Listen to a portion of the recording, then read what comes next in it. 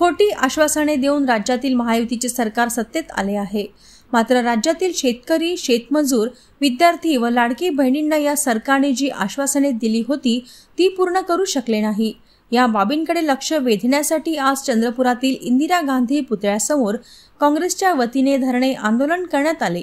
लाडक्या बहिणी रस्त्यावर आल्या आहेत। संजय गांधी योजनेचे पैसे बंद झाले आहेत। शेतकऱ्यांचे शेतमाल कोणी घ्यायला तयार नाही। या संपूर्ण न्याय मागण्यासाठी आज आम्ही धरणे आंदोलन सुरुवात केल्याचं जिल्हा काँग्रेसचे अध्यक्ष माजी आमदार सुभाष धोटे यांनी यावेळी सांगितले।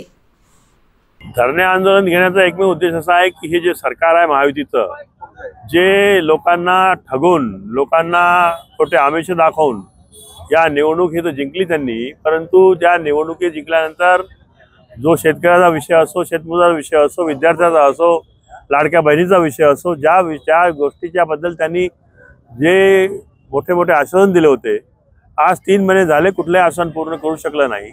महिला रस्त्यावर आल्या, लाडक्या बहिणी रस्त्यावर आल्या, संजय गांधी योजनेचे पेन्शन बंद झालं, लाडक्या बहिणीला योजणारे पेन्शन जे होतं ते पण मिळून राहिलेलं नाही आहे। शेतकऱ्याला शेतमालाचे भाव मिळत नाही आहे। कापसाची परिस्थिती किती वाईट आहे। सोयाबीनचे खरेदी कोणी घ्यायला तयार नाही आहे। आज तूर मार्केटमध्ये निघाली, तुरीला कोणी घ्यायला तयार नाही आहे।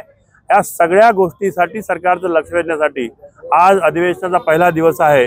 त्यानुसार प्रदेश काँग्रेसच्या निर्देशानुसार आज आम्ही चंद्रपूर जिल्हा काँग्रेस कमिटी, चंद्रपूर शहर काँग्रेस कमिटी, महिला काँग्रेस कमिटी, युवक काँग्रेस कमिटी, सेवा दल, इंटक, NSY या सगळ्या फ्रंटल ऑर्गनायझेशनच्या वतीनं आम्ही आज चंद्रपूर जिल्ह्याचं आंदोलन आम्ही धरणे आंदोलनाला आम्ही सुरुवात केलेली आहे।